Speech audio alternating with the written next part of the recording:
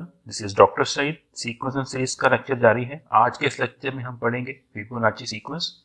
हम देखेंगे कि फिबोनाची सीक्वेंस क्या होती है, इसका रिकरेंस रिलेशन क्या होती है, क्या ये कन्वर्जेंट सीक्वेंस है या डाइवर्जेंट है, अगर कन्वर्जेंट है तो किस नंबर को कन्वर्ज करती है।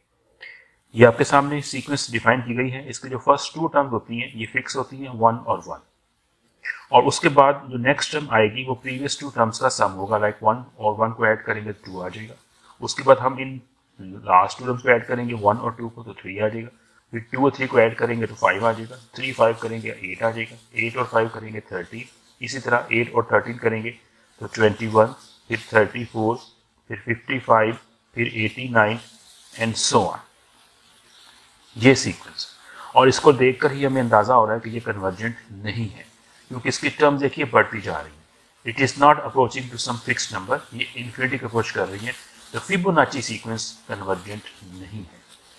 ये बहुत ही इंटरेस्टिंग सीक्वेंस है और इसमें बहुत सारे पैटर्न है। फिबोनाची सीक्वेंस को हम स्टार्टिंग टू टर्म से डिफाइन करते हैं 1 और 1, लेकिन ये जरूरी नहीं है, आप इसको चेंज भी कर सकते हैं। 1 और 1 की जगह पे आप 2 एंड 2 ले सकते हैं, उसका पैटर्न वही फॉलो करेंगे। इस तरह आप 2 एंड 3 एंड 3 ले सकते हैं, और ये भी जरूरी है कि नंबर आपके सेम होने चाहिए। आप 1 और 5 ले सकते हैं, व्हाटएवर योर स्टार्टिंग नंबर, और उसके बाद ये पैटर्न फॉलो करेंगे कि हर दो प्रीवियस टर्म का जो सम होगा उससे आप आगे बढ़ते जाएं, तो ये फिबोनाची सीक्वेंस फैमिली की ही एक सीक्वेंस बन जाएगी, और उसमें हर में इंटरेस्टिंग प्रॉपर्टीज जो है वो मौजूद हैं।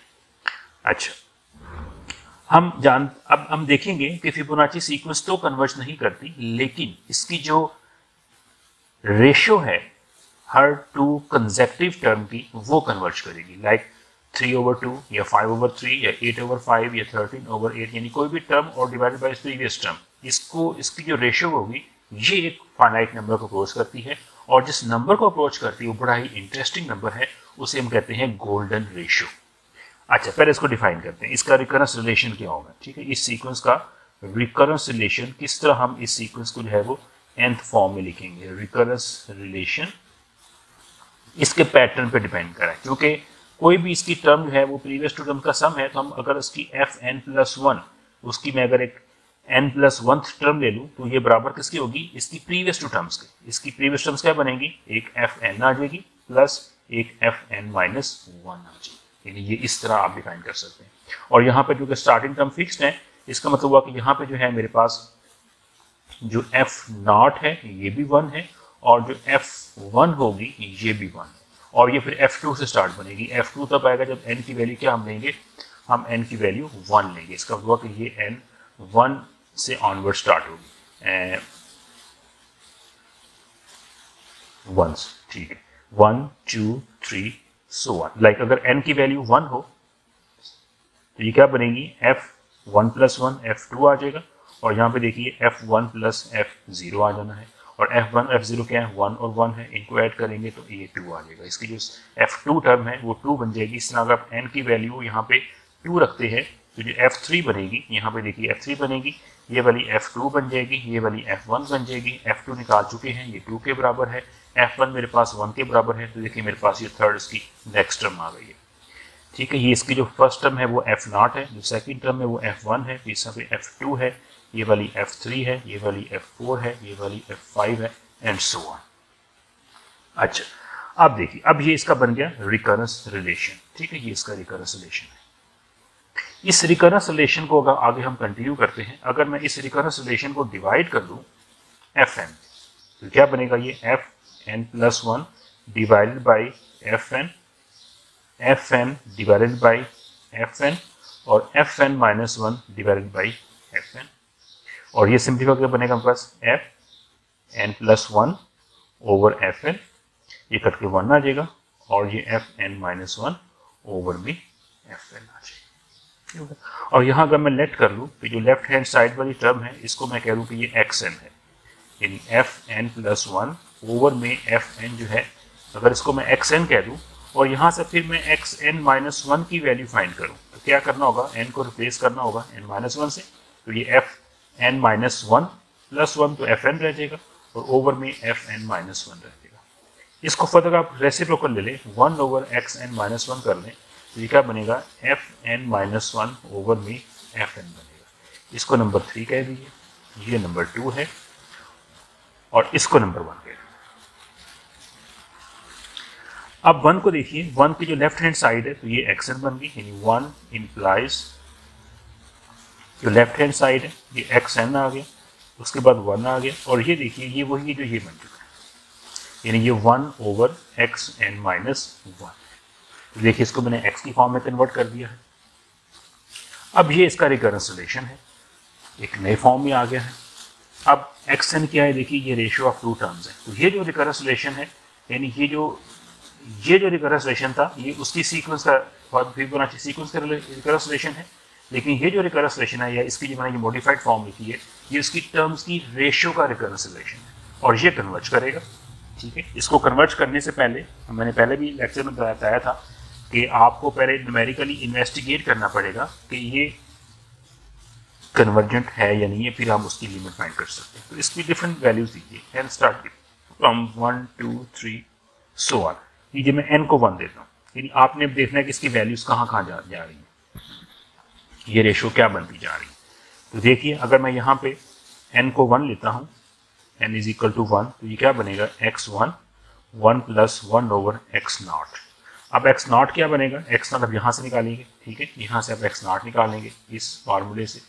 x0 क्या बनेगा, n को 1 प्लग कर, n को 0 प्लग करना पड़ेगा, ये f1/f0 आएगा। और f1 f0 क्या है, ये हमने ऊपर फिक्स किए हुए हैं, f1 और f0 क्या है, ये देखिए दोनों इसकी वैल्यू 1 और 1 है, तो ये भी 1 है और ये भी 1 है। देखिए 1/1 करेंगे तो ये 1 आ जाएगा। इसका मतलब हुआ कि मेरे पास जो x1 आ गया है इसकी वैल्यू फाइंड करने के लिए 1 ओवर जो x0 है वो 1 है, तो ये 1 + 1, तो देखिए इसका 2 आ गया, ये x1 2 आ गया। उसके बाद आप n को प्लग कीजिए 2, ये x2 बनेगा, आप यहाँ प्लग कर रहे हैं इस वाली एक्सप्रेशन 2 प्लग कीजिए 1 + 1/2 - 1, तो ये x1 आ जाएगा। ये बनेगा 1 + 1/x1, 1/x1, x1 क्या है 2, तो 1/2 बन जाएगा, 1 + ½ तो ये 1.5 आ जाएगा। ठीक हो गया। इस तरह आप n को 3 लीजिए, जब 3 लेंगे ये x3 आएगा, ये 1 + 1/x2 आ जाएगा, ये 1 + 1/x2, x2 क्या था 1.5 या 3/2 कह ले, ये 1.5, ये बनेगा 1 + इसको करेंगे रखेंगे ये 2/3 बनेगा, और ये 1.66 आ जाना है।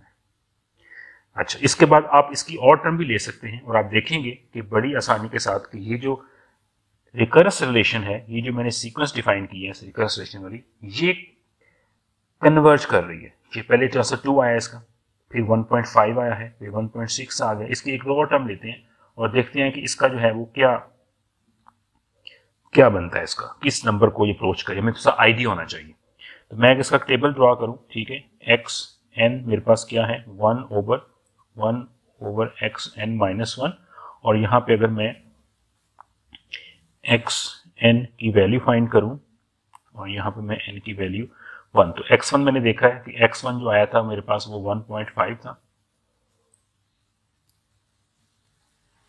x1 जो था मेरे पास वो x1 मेरे पास आया है वो 2 आया है, x1 मेरे पास 2 आया है, और उसके बाद जब n2 बनेगा x2 है वो 1.5 है, और जो x3 है वो 1.67 है। अब 4 पे चेक करते हैं कि 4 पे क्या आता है। उसी पैटर्न को आप कंटिन्यू कर सकते हैं और आप देखेंगे कि यहाँ पे जो x4 की वैल्यू आएगी, यानी आपने यहाँ पे x4 फाइंड करना है, 1 + 1/x3 है, 1/x3 निकाल चुके हैं 1.67 है, और जब ये आप सॉल्व करेंगे ये आपका आएगा 1.5988। इस सब 5 पे निकालिए, यानी x5 की जो वैल्यू बनेगी इसी पैटर्न को आप चला सकते हैं, 1 + 1 ओवर प्रीवियस टर्म 1.5988, ये बन रही है 1.6255। इस आप 6 पे ले लीजिए, ये आपके पास बनेगी 1 + 1 ओवर, ये आ रही है 1.6152। उसके बाद नेक्स्ट लीजिए, यानी 7 जो टर्म बनेगी वो 1.619, 8 टर्म जो बनेगी मेरे पास वो 1.617 एंड सो ऑन। तो देखें ये अब शुरू में कुछ टर्म्स तक तो ये रही है, और अब देखें ये 1.6 समथिंग तक आनी शुरू हो गई। इसका मतलब हुआ कि ये कन्वर्ज करती है। हाँ, बस ये चेक करना है कि ये कन्वर्ज करती है। जो ही हमें मालूम हो जाए कन्वर्ज करती है, हम अप्लाई करेंगे इसकी लिमिट मेथड। हम कहेंगे लेट के limit n tends to x n है, लेट सपोज ये l है, और इसका मतलब ये भी होगा कि limit n tends to infinity जो एक्स एन माइनस वन बनेगा ये भी l बनेगा, क्योंकि एक टर्म कम भी करते तो फिर भी उस सीक्वेंस चूंकि इन्फिनिट है तो एक टर्म कम करने से उसकी लिमिट में फर्क नहीं पड़ता। अब आप इस पे अप्लाई कर दे लिमिट, ये बनेगी limit n tends to infinity x n, और जब राइट साइड पे अप्लाई करेंगे limit n tends to infinity 1 plus 1 over x N minus one, क्योंकि 1 सिंपल है, इस पर कोई x नहीं है, n नहीं है, तो इस पर लिमिट इफेक्ट नहीं बनेगी। और यहाँ पे देखिए सेपरेट जब लिमिट करेंगे तो n टेंस टू इन्फिनिटी ये एक्स एन माइनस वन बन जाएंगे, और यहाँ पे limit n tends to infinity x N आ जाएगा।